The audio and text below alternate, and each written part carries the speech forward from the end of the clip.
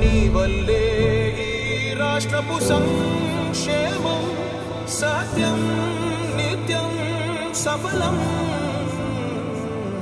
జనగణ మంగళ గాయకుడా, ఘనమగు చరితల నాయకుడా, పలుతరములు మము పరిపాలించర స్వామికుడా.